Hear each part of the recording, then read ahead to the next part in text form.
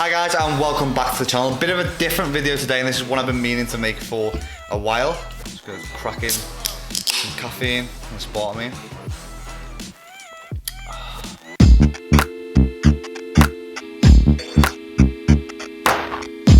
So today I'm going to be taking you through my 5 habits I started to avoid in order to build bigger biceps. Here's a picture of me when I was like 16, 17, when I lacked the bicep girth, so to speak.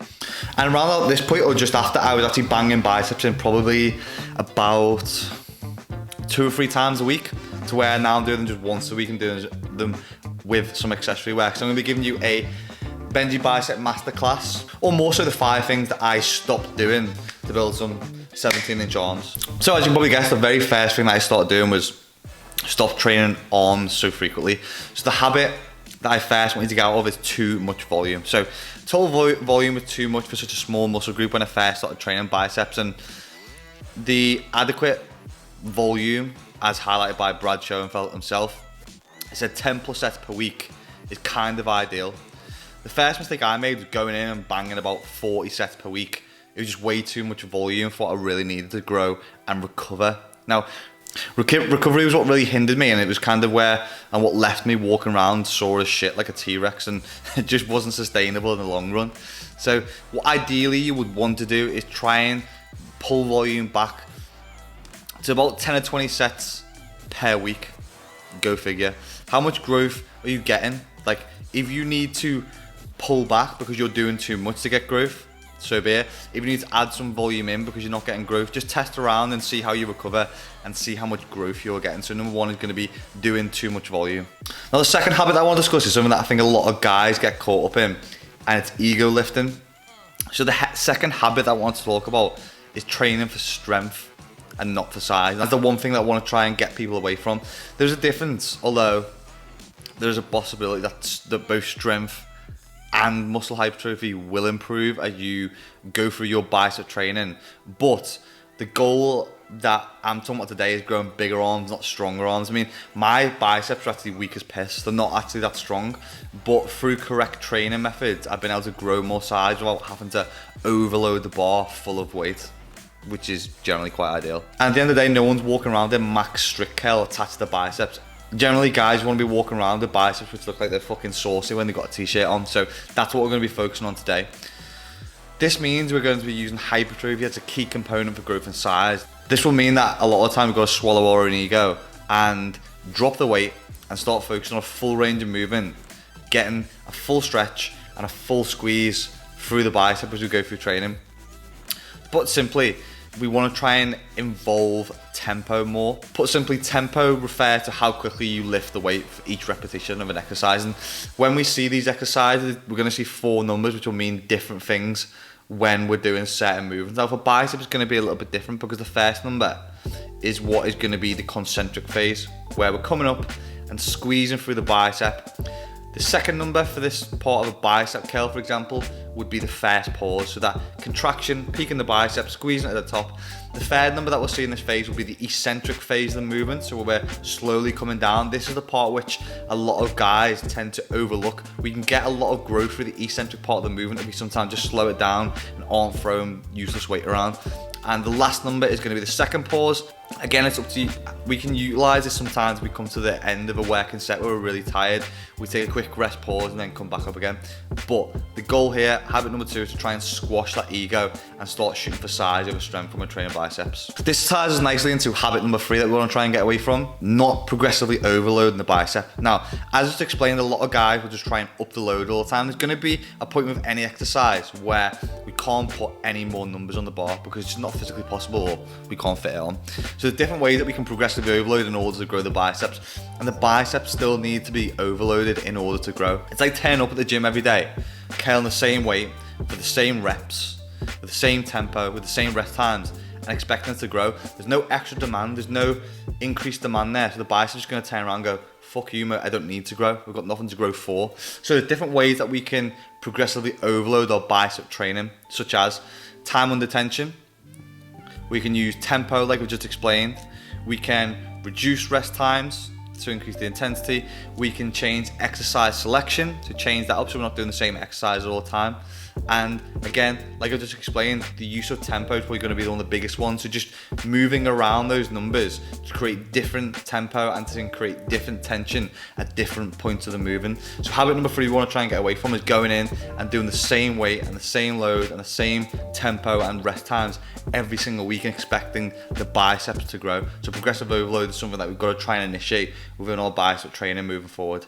Habit number 4 that we want to try and get away from is using momentum and the use of eccentric. So stop throwing shit around basically, mate. Cheat curls can be great and we'll sometimes utilize cheat reps or half reps when I'm fully out and want to get as close to failure as possible.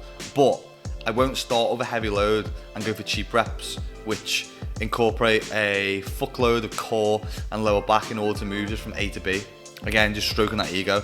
Eccentric exercise are also referred to as a negative training or negative work, and this is again through eccentric work where we can get some growth from the biceps. Now, the benefit is that the muscle absorbs the mechanical energy exerted by the heavy workload. That basically what it means that the energy is then released with what is called elastic recall, essentially just like a spring-like action that facilitates the next muscle movement. So after all, since your muscles are strongest when they move eccentrically, if you want to push your limits, you've got to work eccentrically, i.e. not just letting the load drop and focusing on the concentric portion of the movement, the curl to the top of the bicep. I know sometimes we get into habits where we do that, but we want to get growth, then work eccentrically. Also helps strengthen connective tissues, so just stop being so lazy basically and utilize the full movement when you can. Not every rep you do, but utilize the methods of training in order to grow, especially if you're a hard gainer. This is something that I suffered with when I was early training. Again, what I like to refer to it as is when we look at our training journey like a toolbox, which basically means as we go along our journey, there's going to be different exercise, different tempos, different ranges of movement that work for each and every one of us. Not every single person there's going to be a blueprint for that we can all stick to. So as you go along your journey, pick up different tools, see if they work for you. If they don't, toss them aside. If they do, bang them in the toolbox and use them for next time. So the final bad habit that I want to try and get us away from is poor exercise selection. And for a lot of people, only working bilaterally. So what I mean by this is the mistake I made when I was doing just bilateral movements, like just barbell curls or smashing out sets and sets of cable curls, which is what most guys do when they first start arm training because they see people on Instagram doing it and they think it's the shit. But if we really want to grow biceps and get some balance through the arms, then we need to be doing unilateral movements. And this is pretty much basically where movements of either side of the arm work individually, such as dumbbell hammer curls, dumbbell bicep curls. And what we get from this is we get more balance through the physique. If we've got any weak points, then we can stop relying on our stronger side, which we would do in a bicep curl just to take over the movement. And we can also lessen the load because we're working unilaterally, so we don't need to put as much tension and much load on tendons to get the same mind muscle connection that we wouldn't usually get from just doing a straight up barbell curl. So referred to as the bilateral deficit, research indicate that EMG, activity and strength recordings, were higher in unilateral limbs when relatively compared to bilateral movements. So again, just more push towards why we should be using unilateral movements. Now, the ability to isolate and train individual movements and muscles on a unilateral basis could also help promote muscular development and growth, it's been shown. So for me, this just made sense, and because my right arm was way stronger than my left for non-OnlyFans purposes, it gave me a much more balanced look through my physique as well. So again, habit 5, get away from just doing the same old exercise selection. So my personal preference is I usually do biceps after I've done back and include it as part of the pull day. I just find for me when I've done a lot of pulling movements anyway, that's ideal to bang biceps on when it's already fatigued. If you want to go and do an arm day, feel free, mate. I've got nothing against doing some bro training, especially if it's a weak point. I think it's very ideal to put a weak point day into your week. If that's arms, bang them in there and go to town on it. What I would do, I would include the 4 bicep movements that I've used today to get the most bang for your buck.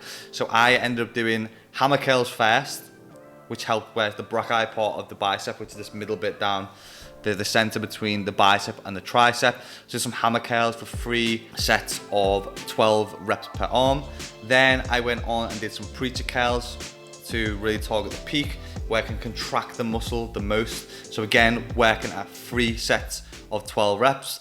Then I went into one of my favorite movements, which again, whenever the shoulders are in front of the body, it just helps take them away from the movement, and we can't cheat as much in this movement because we've got our elbows into a lock position. So the cable squat curl for me at 3 times 12 plus reps. So if I can get some more, I'll get some more reps out of this movement because it's one of my personal favorites. And then what I did towards the end was drag curls or concentration curls, where we pull the barbell up my body. So I don't get as much range of movement with this, but I really get a peak from it, and it means I can really focus on the eccentric portion of the movement as I'm slowly lowering it down towards the body. Again, I'll be doing 3 sets of this and shooting for 10 to 12 reps. I don't always manage to get that because this movement is extremely difficult. So total volume for this session will be about 12 sets in total. So again, sitting nicely between that 10 to 20 sets per week, because I'll only usually do 1 bicep session per week now, as for me it's not a weak point. Of course, one thing that I also want you to remember is tricep movements. Putting some tricep movements in there, even if it's not a weak point. Triceps is 2/3 of the arm. So basically, if you want to get arms like an absolute house, we need to be doing some tricep work in there and creating some balance. The other thing that I want to mention is, of course, genetics comes into it massively. My dad is quite a scrawny guy, but he's got quite large biceps. He looks like a bit like Hellboy. And again, genetics are going to play a massive part in it. So where your attachment points are, how far down the bicep comes, how short it is going to play a massive role to where that peak is and how large the bicep looks. So don't compare yourself to other people that you see on Instagram or YouTube, thinking that your biceps are ever going to be that big one day, because everyone's genetics are going to have limitations or help you build until your arms are like absolute loaves of Hovis. So just be careful on who you are making comparisons to, and remember that genetics plays a huge role and you can't pick your parents, mate. Lastly, if you'd like to see some more of these more educational videos, please leave any comments in the comments below and ask any questions. Also, you can find more of my training videos and full beautiful voiceover videos on www.mycoachschool.com, which is my coaching platform and my online PT platform where I coach thousands of guys on there. So I will leave the link to that in the description. Also, just on that note, I'm recording this around Christmas period, so I have my New Year challenge come up. Again, I'll pop the waiting list in for 50% off my New Year 8-week body transformation challenge as well. Wow, there's a tongue twister. And apart from that, I'll catch you on the next one, guys. Take care.